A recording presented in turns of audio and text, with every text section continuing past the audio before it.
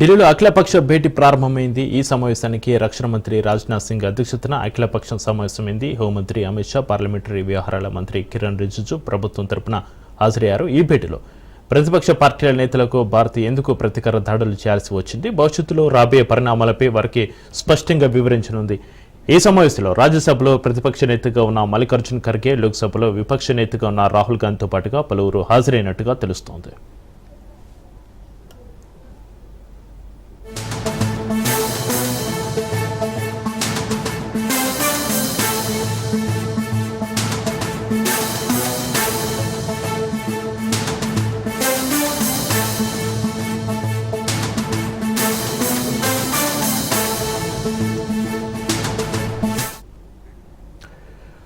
ఉగ్రవాదుల శిబిరాలే టార్గెట్ గా ఆపరేషన్ సింధూర్లో భాగంగా ఇండియన్ ఆర్మీ పాక్ పిఓకేలపై వైమానిక దాడులతో విరుచుకుపడింది. ఇందులో ప్రముఖ ఉగ్రవాద సంస్థలైన లష్కర్-ఇ-తోయిబా, జైషే మహమ్మద్ ప్రధాన కార్యాలయాలతో పాటుగా ఉగ్రవాద ట్రైనింగ్ క్యాంపులు సైతం నిలమట్టమయ్యాయి.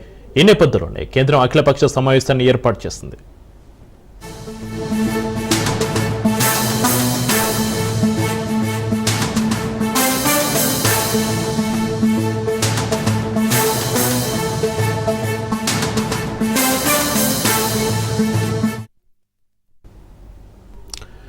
ఢిల్లీలో అఖిలపక్ష భేటీ ప్రారంభమైంది. ఈ సమావేశానికి రక్షణ మంత్రి రాజ్నాథ్ సింగ్ అధ్యక్షతన అఖిలపక్షం సమావేశమైంది. హోంమంత్రి అమిత్ షా, పార్లమెంటరీ వ్యవహారాల మంత్రి కిరణ్ రిజిజు ప్రభుత్వం తరపున హాజరయ్యారు. ఈ భేటీలో ప్రతిపక్ష పార్టీల నేతలకు భారత్ ఎందుకు ప్రతీకార దాడులు చేయాల్సి వచ్చింది, భవిష్యత్తులో రాబోయే పరిణామాలపై వారికి స్పష్టంగా వివరించింది.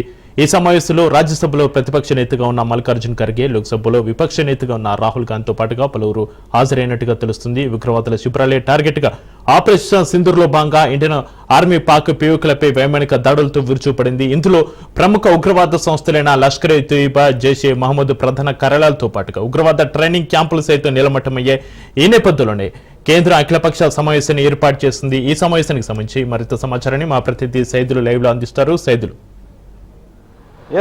చక్రి, కొద్దిసేపటి క్రితమే ఢిల్లీలో రాజ్నాథ్ సింగ్ ఆధ్వర్యంలో అఖిలపక్ష సమావేశం ప్రారంభమైంది. ఈ సమావేశానికి రాహుల్ గాంధీతో పాటుగా ఏఐసిసి అధ్యక్షుడు మల్లికార్జున్ ఖర్గే, అదేవిధంగా ఎంఐఎం అధ్యక్షుడు అసదుద్దీన్ ఓవైసీ, మిగిలిన పార్టీ నేతలందరూ కూడా ఈ యొక్క అఖిలపక్ష సమావేశానికి హాజరయ్యారు.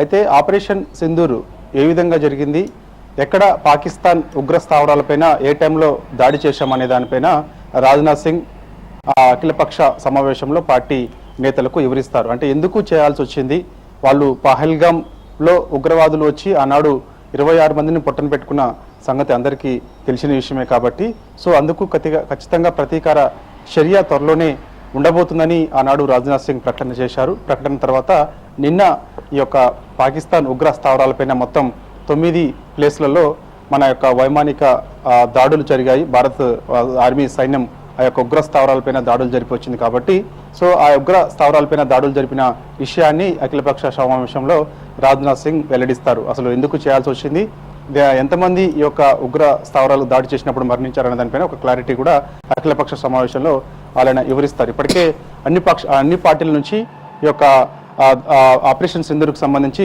అందరూ కూడా సపోర్ట్ చేస్తూ వస్తున్నారు. ఖచ్చితంగా ఈ యొక్క ఉగ్ర స్థావరాలపైన ఖచ్చితంగా దాడులు చేయాల్సిందే, ఖచ్చితంగా ఈ యొక్క ఉగ్రవాదులను కూకట వేలతో పెకిలించాల్సిందని చెప్పేసి కూడా అన్ని పార్టీల నుంచి మద్దతు వస్తున్నాయి. అసదుద్దీన్ ఓవైసీ కూడా మద్దతు ఇచ్చారు. కాబట్టి సో ఇక జరిగిన దాడి ఆపరేషన్ సింధూర్కు సంబంధించి అఖిలపక్ష సమావేశంలో ఈ యొక్క పార్టీ నేతలందరూ కూడా రాజ్నాథ్ సింగ్ వివరిస్తారు. ఇప్పటికే ఇక పంజాబ్, రాజస్థాన్, జమ్మూ కాశ్మీర్లో అంటే ఇవి మనకి పాకిస్తాన్ బోర్డర్లో అతి దగ్గరగా ఉంటాయి.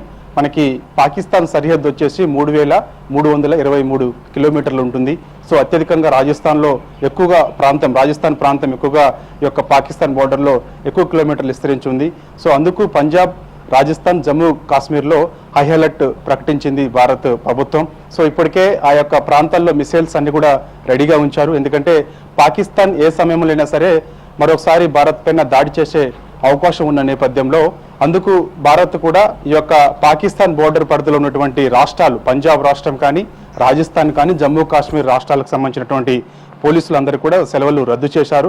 అందరూ కూడా డ్యూటీలోనే ఉండాలని చెప్పారు. ఈ యొక్క ప్రాంతంలో ఉన్నటువంటి వారికి సురక్షిత ప్రాంతాలకు, గ్రామాల నుంచి అందరినీ పెద్ద ఎత్తున ప్రజలందరినీ కూడా తరలిస్తూ వస్తున్నారు. ఎందుకంటే పాకిస్తాన్ మరోసారి దాడి చేసే అవకాశం ఉండదని చెప్పేసి నిన్న ఇక్రమ్ మిస్త్రీ చెప్పారు. ఆయన విదేశాంగ కార్యదర్శిగా ఉన్నారు. ఆయన ISF అధికారి, Indian IFS Indian forest service అధికారి విక్రమ్ మిస్త్రీ. సో ఆయన నిన్న కూడా వివరాలు ఇచ్చారు మనందరికీ. అంటే ఆ యొక్క ఆపరేషన్ సింధూర్ ఏ విధంగా జరిగిందనే దానిపైన కూడా ఆయన నిన్న మీడియాకి వివరించారు. కాబట్టి సో ఆయన అలర్ట్ కూడా చెప్పారు. కేంద్ర ఇంటెలిజెన్స్ ఆయన సమాచారం ద్వారాగా ఖచ్చితంగా పాకిస్తాన్ భారత్ పైన దాడి చేసే అవకాశం ఉండదని చెప్పేసి ఆయన చెప్పిన నేపథ్యంలో ఈ యొక్క 3 రాష్ట్రాల్లో కూడా హై అలర్ట్ ప్రకటించారు.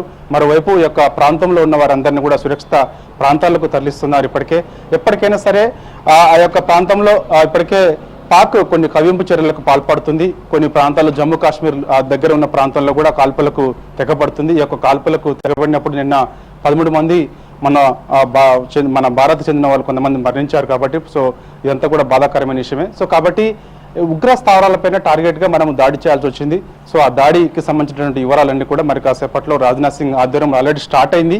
ఆల్రెడీ ఈ యొక్క అన్ని పార్టీల నేతలందరూ కూడా ఆయన ఈ యొక్క జరిగిన దాడికి సంబంధించి ఆల్రెడీ వాళ్ళకి సమాచారం ఇస్తున్నారు. సో ఇక జమ్మూ అండ్ కాశ్మీర్, అదేవిధంగా పంజాబ్, రాజస్థాన్ రాష్ట్రాలకు సంబంధించి మొత్తం అనుమానిత చర్యలు గుర్తిస్తే మాత్రం షూట్ ఎట్ సైట్ ఆర్డర్స్ కూడా ఉన్నాయి.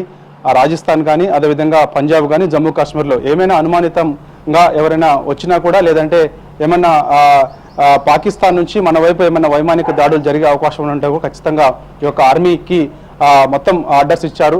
ఏ సమయంలో అయినా సరే మీరు రెడీగా ఉండాలి. ఖచ్చితంగా షూట్ ఎట్ సైట్ ఆర్డర్స్ కూడా ఆల్రెడీ ఇచ్చారు. కాబట్టి సో అందరు కూడా సిద్ధంగా ఉన్నారు.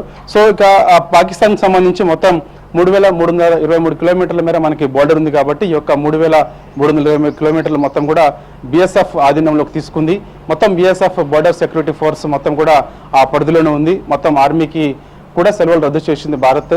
ఎందుకంటే ఆర్మీ అధికారులందరూ కూడా ఖచ్చితంగా ఎప్పుడు అలర్ట్గా ఉండాలి, ఎప్పుడైనా సరే అలర్ట్గా ఉండాలి. ఏ సమయంలో అయినా సరే పాకిస్తాన్ మరోసారి భారత్ పైన దాడి చేసే అవకాశం ఉంది. కాబట్టి సో ఖచ్చితంగా అలర్ట్గా ఉండాలని చెప్పేసి కూడా ఇప్పటికే చెప్పారు. కాబట్టి సో ఇప్పటికే మొత్తం సరిహద్దు ప్రాంతం మొత్తం కూడా ఇటు BSF ఆధీనంలోనే ఉన్నాయి. సో ఎవరు భయపడాల్సిన అవసరం లేదు. కాకపోతే ఆ యొక్క ప్రాంతంలో ఉన్న వారిని అందరూ కూడా సురక్షిత ప్రాంతాలకు తరలించిన తర్వాత ఏమైనా పాకిస్తాన్ దాడి చేసే అవకాశం ఉంటే మాత్రం ఖచ్చితంగా తిప్పికొట్టేందుకు భారత్ ఎప్పటికప్పుడు సిద్ధంగా ఉంది. ఖచ్చితంగా తిప్పికొడుతుందని చెప్పేసి కూడా చెప్తున్నారు. కాబట్టి ఎవరు కూడా భయపడాల్సిన అవసరం లేదన్నారు. దాంతోపాటుగా ఇక పంజాబ్, అదేవిధంగా రాజస్థాన్ రాష్ట్రాల్లో స్కూల్స్కి సెలవులు ఇచ్చారు. అంటే ఓన్లీ కొన్ని రాష్ట్రాలకు మాత్రమే, కొన్ని ఆ బోర్డర్ పరిధిలో ఉన్నటువంటి గ్రామాలకు మాత్రమే స్కూల్స్కి హాలిడేస్ ఇచ్చారు. సో ఇటు ఎగ్జామ్స్ కూడా రద్దు చేశారు. ఆ పరిస్థితులన్నింటినీ కూడా ప్రస్తుతం పంజాబ్, రాజస్థాన్, జమ్మూ కాశ్మీర్లో ఏ విధమైన పరిస్థితులు ఉన్నాయనే దానిపైన కూడా మన అఖిలపక్ష సమావేశంలో రాజ్నాథ్ సింగ్ ఈ యొక్క పార్టీ నేతలందరూ కూడా వివరిస్తారు. ఎందుకు మనం అక్కడ అయ్యేటట్టుగా ప్రకటించాము, BSF ఆధీనంలో ఎందుకు ఉండాల్సి వస్తుంది ఆ జోన్లలో, మరోసారి పాకిస్తాన్ దాడి చేసే అవకాశం ఉన్న నేపథ్యంలో అందుకు మనం అదంతా కూడా BSF ఆధీనంలో ఉంటుంది. ఎప్పటికప్పుడు మనం కూడా అలర్ట్గా ఉంటామనేది కూడా ఈ మొత్తం ఈ యొక్క 3 రాష్ట్రాలకు సంబంధించినటువంటి ప్రస్తుత పరిస్థితులన్నీ కూడా ఈ యొక్క అఖిలపక్ష సమావేశంలో రాజ్నాథ్ సింగ్ వారికి వివరించే అవకాశం అయితే కనిపిస్తుంది. ముక్త కంఠంతో అందరూ కూడా సపోర్ట్ చేస్తూ వస్తున్నారు. ఈ యొక్క ఆపరేషన్ సింధూర్కు సంబంధించి ఖచ్చితంగా ఉగ్ర స్థావరాలపైన దాడి చేశారు. కాబట్టి ఖచ్చితంగా ఈ అన్ని కూడా అఖిలపక్ష సమావేశంలో అన్ని పార్టీలు కూడా మద్దతు తెలిపాయి. కాబట్టి దాంతోపాటుగా ప్రస్తుత పరిస్థితులు ఇప్పటికే అన్ని రాష్ట్రాలకు అలర్ట్ జారీ చేశారు. అందరూ కూడా అలర్ట్గా ఉండాలని చెప్పేశారు. ఆయా రాష్ట్రాల సీఎం తోటి కేంద్ర హోంశాఖ మంత్రి అమిత్ షా కూడా ఆయా రాష్ట్రాల సీఎంలతోటి మాట్లాడారు. ప్రస్తుత పరిస్థితులన్నీ కూడా వివరించారు. కాబట్టి సో ఎవరు భయపడాల్సిన అవసరం లేదు. కాకపోతే పాకిస్తాన్ ఏ టైంలో అయినా సరే దాడి చేసే అవకాశం ఉన్న నేపథ్యంలో ఖచ్చితంగా మనం అలర్ట్గా ఉంటున్నాము. అందుకు మీరు కూడా అలర్ట్గా ఉండాలని చెప్పేసి కూడా అమిత్ షా ఆయా రాష్ట్ర సీఎంలతోటి మాట్లాడడం జరిగింది. కాబట్టి సో ఓన్లీ ఒక పంజాబ్, రాజస్థాన్, జమ్మూ కాశ్మీర్లో మాత్రమే కొంత పరిస్థితులు ఉద్రిక్తంగా మారే అవకాశం కనిపిస్తుంది. ఎందుకంటే అవి అన్నీ కూడా పాకిస్తాన్ బోర్డర్లోనే ఉంటాయి. కాబట్టి సో ఆ ప్రాంతంలోనే ఒకవేళ దాడి చేస్తే, దాడి చేస్తుందా చేయదా పక్కకు పెడితే, ఒకవేళ దాడి చేస్తే మనం కూడా అలర్ట్గా ఉండాలనే విషయంని ఎప్పటికప్పుడు రాజ్నాథ్ సింగ్ ఆధ్వర్యంలో మొత్తం కూడా ఆ యొక్క పరిధిలో ఉన్నటువంటి బోర్డర్ పరిధిలో ఉన్నటువంటి అధికారులతో ఆయన రెగ్యులర్గా మాట్లాడుతూ వస్తున్నారు. ఎప్పటికప్పుడు సమీక్షలు కూడా చేస్తున్నారు. దానిలో భాగంగా ప్రస్తుత పరిస్థితులు ఏ విధంగా ఉన్నాయనే దానిపైన ఆ 3 రాష్ట్రాలతో పాటుగా ఓవరాల్గా మన యొక్క దేశం పరిస్థితి ఏ విధంగా ఉన్న దానిపైన కూడా ఆయన రాజ్నాథ్ సింగ్ ఆధ్వర్యంలో అఖిలపక్ష సమావేశం స్టార్ట్ అయింది. కాబట్టి ఆయా పార్టీ నేతలకు ఎవరైతే ఈ యొక్క అఖిలపక్ష సమావేశానికి హాజరయ్యారో ఆయా పార్టీ నేతలందరూ కూడా ఈ ప్రస్తుత పరిస్థితులన్నింటినీ కూడా వివరిస్తున్నారు. దాంతోపాటుగా ఆపరేషన్ సింధూర్ ఏ విధంగా జరిగింది, ఆపరేషన్ సింధూర్లో ఎవరు పాల్గొన్నారు, ఎందుకు మనం ఆపరేషన్ సింధూర్ చేయాల్సి వచ్చింది, ఆ ఆపరేషన్ సింధూర్ చేస్తున్న సమయంలో ఆ యొక్క దాడులకు సంబంధించి, ఆయా ప్లేస్కి సంబంధించి మొత్తం 9 స్థావరాలకు సంబంధించి, మనం పాకిస్తాన్లో ఉన్నటువంటి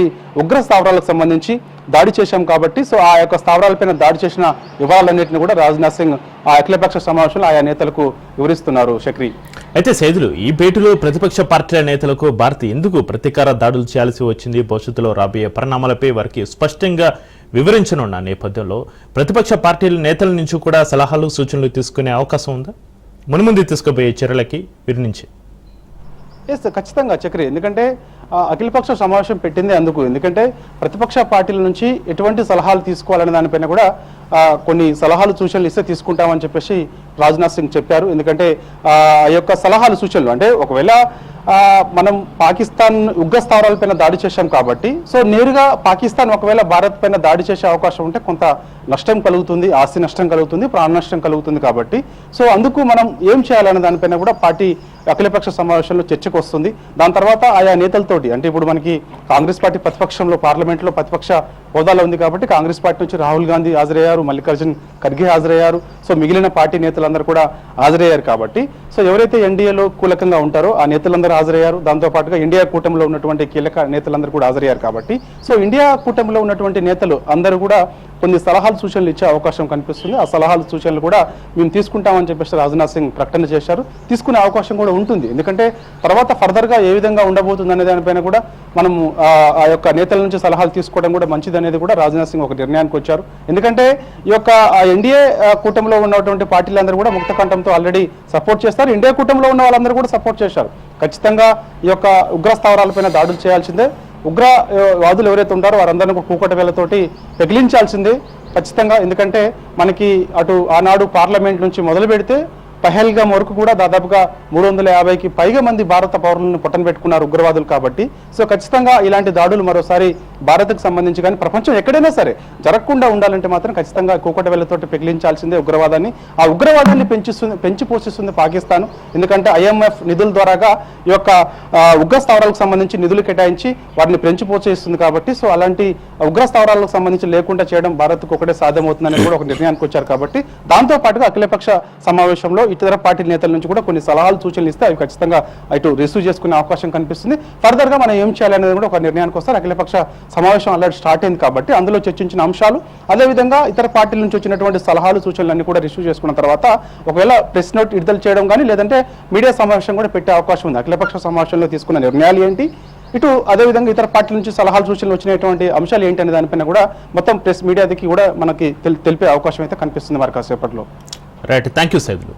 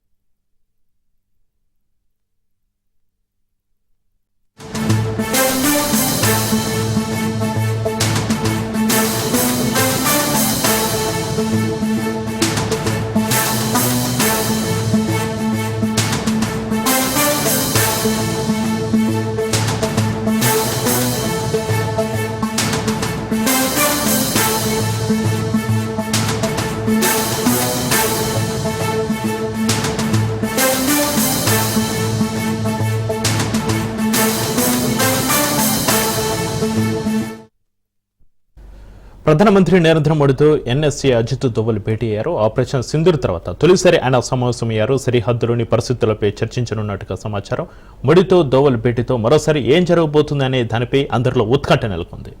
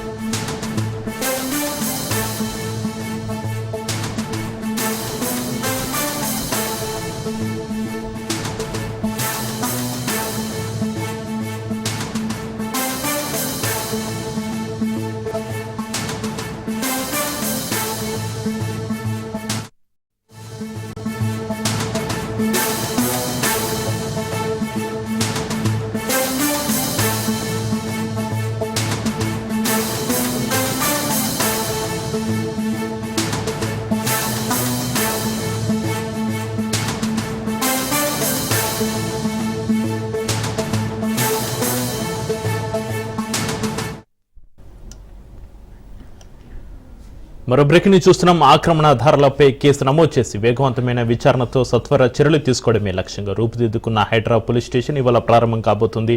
సీఎం రేవంత్ రెడ్డి చేతుల మీదుగా హైడ్రా ఆధ్వర్యంలో పోలీస్ స్టేషన్ అందుబాటులోకి రానుంది.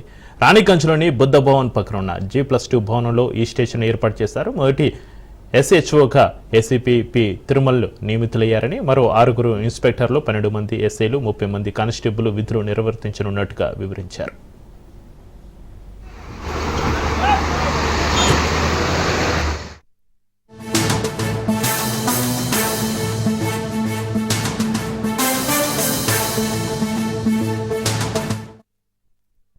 ఆక్రమణదారులపై కేసు నమోదు చేసి వేగవంతమైన విచారణతో సత్వర చర్యలు తీసుకోవడమే లక్ష్యంగా రూపుదిద్దుకున్న హైడ్రా పోలీస్ స్టేషన్ ఇవాళ ప్రారంభం కాబోతుంది. సీఎం రేవంత్ రెడ్డి చేతుల మీదుగా హైడ్రా ఆధ్వర్యంలో పోలీస్ స్టేషన్ అందుబాటులోకి రానుంది. రాణిగంజ్లోని బుద్ధ భవన్ పక్కనున్న G+2 భవనంలో ఈ స్టేషన్ ఏర్పాటు చేశారు. మొదటి SHOగా ACP పి తిరుమల్ నియమితులయ్యారని, మరో 6 ఇన్స్పెక్టర్లు, 12 మంది ఎస్ఐలు, 30 మంది కానిస్టేబుల్ విధులు నిర్వర్తిస్తారని వివరించారు.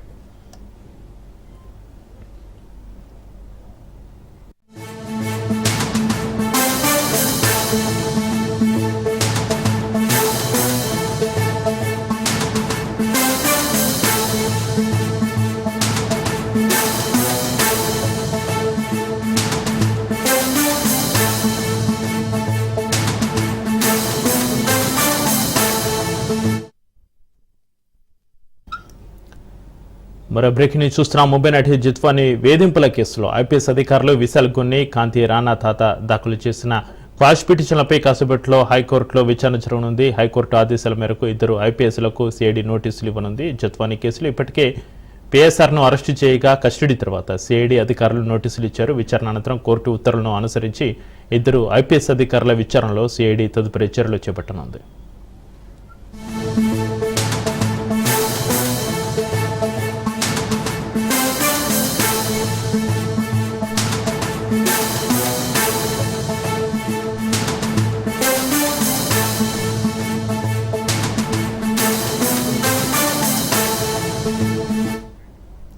ముంబై నటి జిత్వాని వేధింపుల కేసులో ఐపీఎస్ అధికారులు విశాల్ గున్ని, కాంతి రాణా దాఖలు చేసిన క్యాష్ పిటిషన్లపై కాసేపట్లో హైకోర్టులో విచారణ జరగనుంది.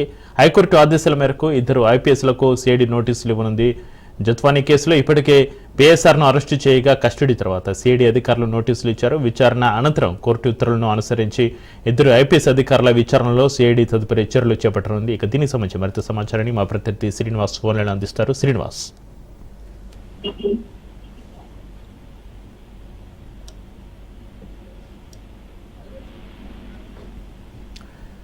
రెడ్డిగా ముంబై నటి జిత్వాని వేధింపుల కేసు సంబంధించి మరింత సమాచారాన్ని మా ప్రతినిధి శ్రీనివాస్ ఫోన్లైన్ అందిస్తారు. శ్రీనివాస్, ముంబై నటి జిత్వాని వేధింపుల కేసులో ఐపీఎస్ అధికారులు విశాల్ గున్ని, కాంతి రాణా దాఖలు చేసిన క్వాష్ పిటిషన్లపై కాసేపట్లో హైకోర్టులో విచారణ జరగనుంది. ఈ విచారణకు సంబంధించి మీ దగ్గర ఉన్న డీటెయిల్స్ ఏంటి శ్రీనివాస్? రాష్ట్రవ్యాప్తంగా కలకలం కల్పించినటువంటి ముంబై నటి జిత్వాని వేధింపుల కేసులో ఈ రోజు మిగిలినటువంటి కేసులు ఎవరైతే ఉన్నారనేసి అధికారులు ఆరోపిస్తున్నారు. 2 ఐపీఎస్ అధికారులు విశాల్ గున్ని, అలాగే కాంతరాణ టాటా వీళ్ళిద్దరికీ కూడా అధికారులు నోటీసు ఇచ్చేందుకు ప్రిపేర్ అవుతున్నారు. అయితే దీనికి సంబంధించి గతంలోనే 3 రోజుల క్రితం సిఐడి అధికారులు నోటీసులు ఇవ్వగా హైకోర్టులో తనేసిన క్లాస్ పిటిషన్ పెండింగ్ లో ఉండి పిటిషన్ హైకోర్టు విచారణ అనంతరం విచారణకు హాజరవుతామని కూడా 2 ఐపీఎస్ అధికారులు సిఐడి అధికారులకు చెప్పడం జరిగింది. అయితే ఈ నేపథ్యంలో ఈ 2 ఐపీఎస్ అధికారులు ముందస్తు బెయిల్ కోసం అట్లాగే చేసినటువంటి క్లాస్ పిటిషన్ కి సంబంధించి ఈ రోజు హైకోర్టులో విచారణ జరగనుంది. విచారణ అనంతరం కూడా హైకోర్టు ఏం నిర్ణయం తీసుకుంటుంది, ఎలాంటి ఆదేశాలు జారీ చేస్తుందో చూసిన అనంతరం కూడా ఈ విచారణ అనంతరం కూడా సిఐడి అధికారులు వీళ్ళు 2 ఐపీఎస్ అధికారులకు కూడా నోటీసులు ఇచ్చేందుకు కూడా సిద్ధమైంది. అయితే ఈ కోర్టులో క్లాస్ పిటిషన్ పెండింగ్ లో ఉందని తర్వాత విచారణకు హాజరైందుకు కూడా వస్తామని మొన్న ఈ 2 ఐపీఎస్ కూడా సిఐడి అధికారులకు చెప్పడం జరిగింది. ఈ నేపథ్యంలోనే ఈ రోజు హైకోర్టులో ఈ జిత్వాని వేధింపుల కేసుకు సంబంధించి 2 ఐపీఎస్ అధికారులు విశాల్ గిండి కాంతరాణ వీళ్ళిద్దరూ వచ్చినటువంటి ఈ క్లాస్ పిటిషన్ విచారించనున్నారు. మరోవైపు ఈ కేసుకు సంబంధించి వీళ్ళిద్దరికీ నోటీస్ ఇచ్చేందుకు కూడా 3 రోజుల క్రితమే సిఐడి అధికారులు ప్రిపేర్ అయినట్లు తెలుస్తా ఉంది. సీతారామంజన ఇచ్చినటువంటి సిఐడి కస్టడీలో ఇచ్చినటువంటి సమాచారం ఆధారంగా వీళ్ళిద్దరు ఐపీఎస్ లో ఇన్వాల్వ్మెంట్ కూడా ఉందని ఒక నిర్ధారణకు వచ్చిన తర్వాత వీళ్ళిద్దరికీ కూడా సిఐడి అధికారులు నోటీసులు ఇచ్చేందుకు సిద్ధమయ్యారు. Right, thank you Srinivas.